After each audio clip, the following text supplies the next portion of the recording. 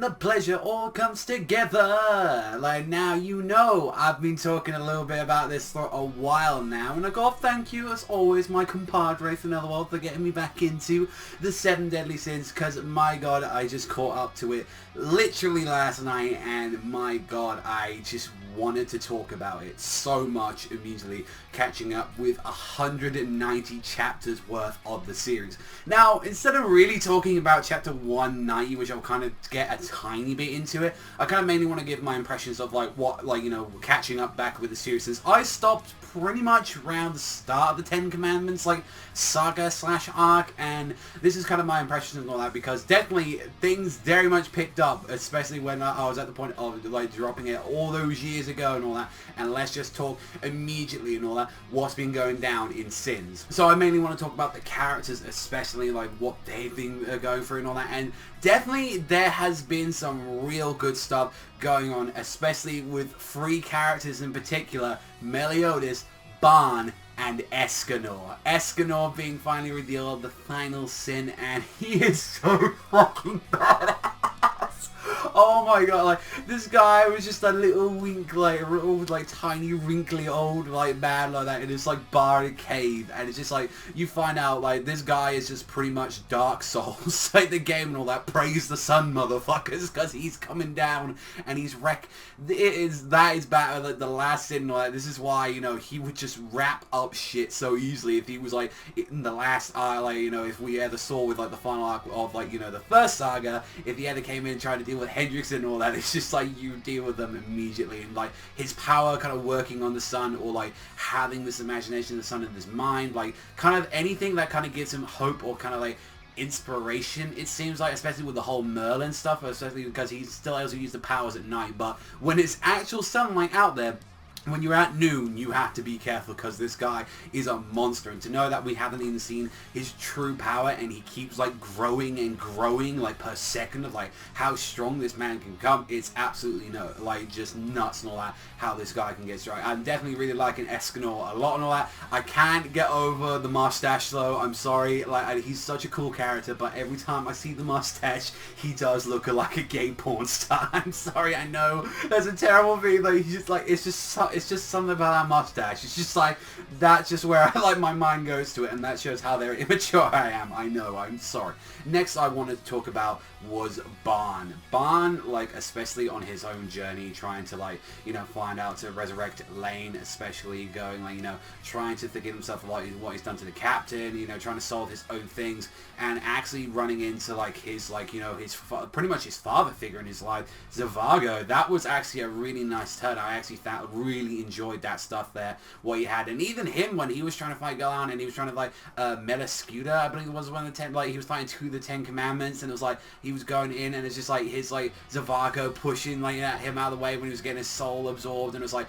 that was, you know, like that was pretty emotional. That guy, like, badass. I really absolutely loved that. And Meliodas, the guy, just went through just pure, like, this guy and all that, getting his powers back, immediately coming in, stomping on, like, Galar, and he was, like, there, like, said, gonna be there in 10 seconds, just to give him a little bit of the warning and, like, frighten him up. But then when Estarossa, like, literally, as they, like, all 10 of them were, like, stomping him out, and it was just stabbing all his hearts, and you saw Ban screaming, don't hurt the captain anymore, please. He's, like, snapping Meliscu's neck, he's trying to snap Esterossa's neck like that, and he can't do anything as watch his friend die and all that. That stuff is completely insane. I absolutely love that stuff and all that, seeing all that stuff. However, though, and all that, there, like, mainly talking about the sins themselves, there were some stinkers, especially, coming into it.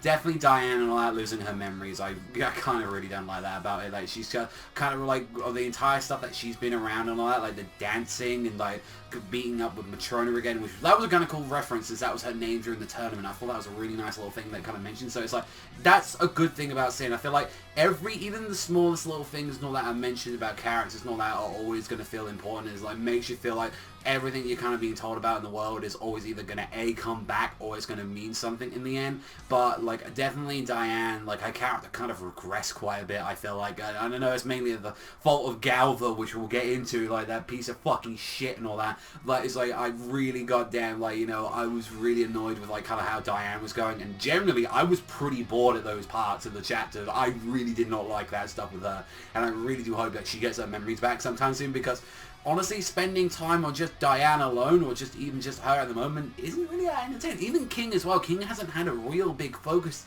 in the series so far for quite a while and all that, and it feels like it's kind of like amping him up to fight like the first Fairy King, Gloxinia, like trying to fight like that fucker, and it's like, that's probably where they're pushing him at the moment and all that, and it's like this mystery with like his wings never being like, he's never actually got them, and I think that's going to be his kind of power up. He's actually going to finally get his wings like after all, because that's something they haven't like mentioned really at all. It's like, you know, why haven't you got yours, like, you know, like King and all that, like what's going on? And I feel like it's because he never developed them and all that, and maybe it's something after a while that happens. And like even as well with like one thing talking about it, and especially as well with something in the magazine itself, like that's in the same bit, and that's Fairy Tail. Like a lot of things is that Seven Deadly Sins right now is handling deaths or handling how characters are dying or a lot better than what Fairy Tail's doing. Mainly because like a lot of the characters like Meliodas like supposedly dying, like you had a bunch of these characters get fucked up.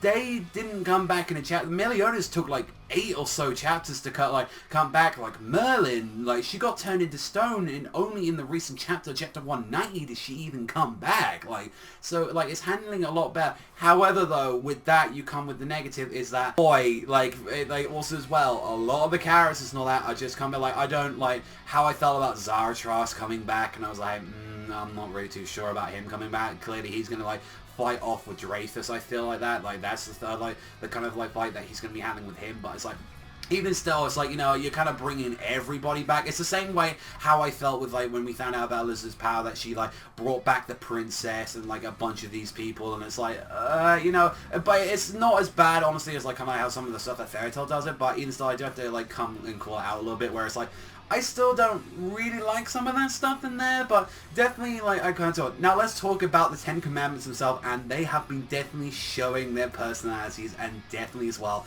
showing their power. One of my favorite things is when, like, I believe it was Gallant and, like, Meliskyria, like, she came out into the bar where, like, Escanor was, and they were just drinking and yucking it up, and just going, we're gonna kill the entire world, but their booze is good, we'll keep you alive, because you can do alcohol, like, I don't know, just like they were definitely like a lot of them were portraying their personalities a lot. I kind of like appreciated that with some of the characters. That's what they were doing, and I kind of got a little bit upset when Michigan got her like neck snapped. I was like, oh, I kind of liked it a lot like that. And Galan being like frozen by his own curse out of all of them and all that. So it's like, this is definitely like how they're dealing with the Ten Commandments, is that not actually beating them, but by using their own curses or like using their weaknesses like to themselves. Like especially that's like kind of like how exactly, you know, like only Escanor could deal with Esterosa because he didn't hate him at all, and that led to like a fucking badass scene with him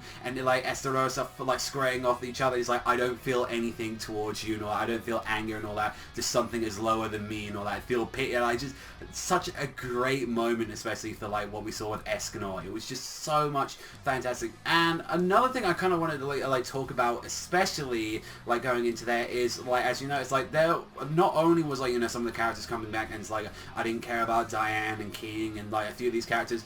They really made Gilthunder, Hauser, like those Azure Pleiadius Knights that like introduced. Like I didn't care like about them, and it's like I only really care about mainly the Sins, like the cast of them and all that, and there's maybe a few exceptions to like, you know, there. But wow, did they become super fucking irrelevant when like the DBZ power levels started coming out. It's like, even with the training and stuff, it's just like they've just become so dog shit compared to like what we've got now in the series. And just even that, it's just, they're not really that entertaining to be with anymore, honestly. But I do like the fact that like Griamore actually turned into a crybaby. I feel like that's so on the nose. That's so good on the nose and all that. That was like, yeah, I have to appreciate it. And there was a theme going with the Ten Commandments, and especially with a lot of them. And the fact of it is that all of them are from the, all the great races and all the different kind of races on there, and kind of being being resurrected, like Gloxinia being the first fairy king. You've also as well got Drake, who originally used to be a human, or they're being possessed right now. Like, you've also as well got the Dolan, like the giant in there. Like, we still don't know if there's any goddesses in amongst them and all that, which, the goddesses are pretty much assholes as well from what we've seen of them so far. Like, it's so, and especially with that guy, that Monspier, I believe he's a vampire. A big theme with, I think, with a lot of the commandments at the moment is that they are all being resurrected from other races, and that they've made some sort of deal with, the Demon King Meliodas' father, which we only saw a tiny bit of him when he was in Purgatory, so I'm wondering a little bit more of that. And the fact that, as well, we can clearly see that, with what we found out pretty early on and all that in this arc, is that what we found out with Elizabeth is that Elizabeth is Liz's reincarnation, and there was just that really creepy scene when he's holding her as a baby, kind of like Gunnar Hunter style, like what Jing did, but when he's there coming up and Zartras is there with him, trying to forget the child and all that, and he's like, no, stay away from my woman. I'm it's just something creepy about seeing a girl literally from toddler, from diapers, and seeing her now as a full-fledged woman. Yeah, it's something a little bit creepy there. I don't know, I know it's such a small thing, but to me it's just it's just a little bit too weird. But then, mind you, Meliodas is 3,000 years old or so. He's pretty goddamn fucking old if you think about it on there. And just, honestly, I think there's nothing much to say about on the whole Galva side. I know in the dub they call him Gova, but I don't like pronouncing it like that, so I'm gonna just call him Galva like they do in the show. Galva is pretty much a cunt. That's just all you really need to know about him, because he's such an asshole. How he's been dealing with his emotions and trying to find his own way, and him originally being, a part of the Ten Commandments as well, and it seems like he went with Meliodas probably, he was finding out of actually finding emotions, because that's the one thing that he's desired. And a lot of the things with Diane and that's mainly because of him, and it's maybe I'm kind of worried, seeing where that's going to be going, especially with him at the moment and all that. But yeah, definitely an interesting part about that. And then the whole true reason of the sins actually being created in the first place was to the fact that they can deal with stuff like the Ten Commandments, and so far it's the only ones that have actually been kind of dealing with them is Meliodas, fucking Barn, and Escador. King, Diane, Gather, Merlin we're now about to see in the next chapter. So it's it definitely seems 4 out of the 7 sins are the ones that are capable of dealing with shit at the moment. So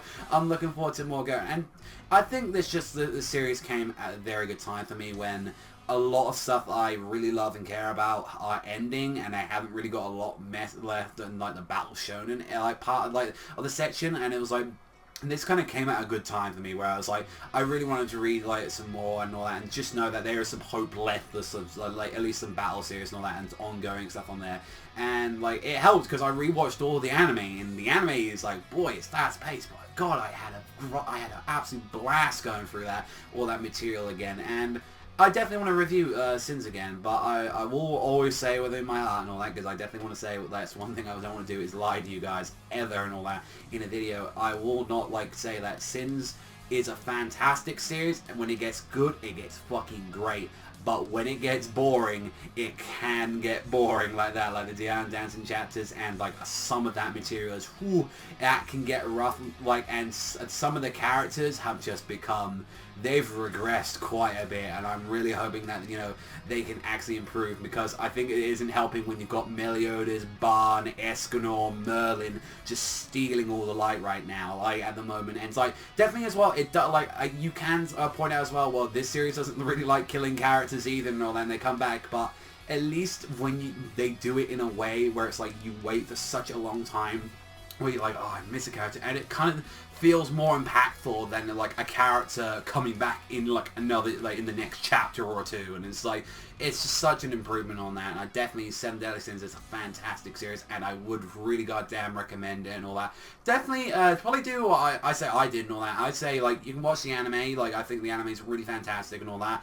I don't know, apparently with this current special going on, they kind of spoil stuff in the manga, and I know some of these characters characters are supposed to appear, like the Ten Commandments and Escanor. So I honestly think like you should probably see the anime, and then I think it's like at the chapter 100 that you can start it out. I believe it's around about that area that you can go and see the series at. So that's probably what I'd recommend at the moment if you kind of want the full picture. I don't know what they're going to be doing with the specials at the moment since they aren't fully finished airing, so I can't say. But for the meantime and all that, like if anyone wants to get into the series, I'd say you can watch all the anime, then go to like around about chapter 100 or so, and then you should start there, and you're going to have a blast of time. And trust me, marathoning this stuff is going to be great, and I definitely want to add this into the schedule and all that, or something on like Mondays. Have some Magic Mondays and stuff and all that this series, but definitely just full fucking thumbs up for Seven Deadly Sins right now. Like this stuff is goddamn really incredible, and it just like it brought a special little bit of hope back into my eyes. That stuff like shonen series aren't fully dead, ladies and gentlemen. We have maybe having a lot of our series ending right now. You know, you've got your Naruto's gone, you've got your Bleach gone, you've got Gintama ending like that. You've got like so much material like either getting cancelled or stuff like that. Fairy Tail's been a little bit recently, like, you know, like, and it's like Jesus, like, you know, like at least like, you know, there's something left in there. You know, you got the academias, you got this, especially like, and it's just like I'm just heavily impressed, like just how much Sins has been just stomping it recently, like that, like the amount of quality right now that is kind of really showing, and I'm really glad, like, you know, this is really outdoing its last arc right now. And how it's going at the moment, I want to say kind of on a last point here, is when season 2 comes back and all that, like when it comes to do this material, this is such a longer arc. I think right now it's like we're 10 chapters away for it being around about the same amount of time as what season 1 was, since season 1 adapted about that. So, and it doesn't really look like we're actually that close to being, because if we think like Galan's is done, like he's done, Meliscula, they're the only two that are actually down at the moment. We still got to deal with Doran, with Greylord, like with Drake, like we got a bunch of these characters and all that, like Zelda, like I'm pretty sure Esterosa and like Zelda, so they're pretty much still around. I don't think Escanor like completely beat him, because I think that's something maybe Meliodas might have to handle and all that. And and also as well, they currently fought like the vampire guy, and also as well taking the acid like Delary, like I kind of like that chick, but it's like, so that makes me wonder, so like how long is it exactly going to be season 2? Is it, are they actually going to split it up JoJo style, where they're going to do it in one half and then take a seasonal break and do a second half, or what are they going to be doing? Or are they going to just like completely go, nope, here you go, 40, 50 episodes, there you go? And even if the fact that if they're going to do the same pacing as like season 1, I'd be okay. I would like them to go a little bit slower, but definitely is like with some of that stuff that they were doing, like some of those boring chapters and all that, yeah, go right ahead. Just like plow through that stuff. And also as well, since they adapted extra chapters as well, which are pretty much problem to the story, and there's that Vampires in Edinburgh one, so it's like, you know, there's a bunch of material that Sins has got already, and we could already do an anime, but I'm thinking they're wanting to wait to finish off this arc, as like, so that's my biggest question right now. But would highly recommend Seven Deadly Sins and all that. Just like I said, as always, definite thumbs up recommendations right there. Get reading that. You can read it on Crunchyroll. You got the anime on Netflix like that. You got all the episodes. Like, I don't think anyone's got the license to like at the moment for. I don't think anyone's either translating the current stuff like the Signs of the Holy War like 4-episode specials. But definitely, I'm going to be watching them sometime soon and all that. I don't know if I'll be reviewing that, but I can definitely say I definitely want to make reviewing the chapters right now something on the channel again, and I'm looking forward to it. Like, because I remember reviewing since like Galver was appeared and all that stuff. So thank you so much for watching as always, and I will see you beautiful bastards and you Seven Deadly Sins fans next time.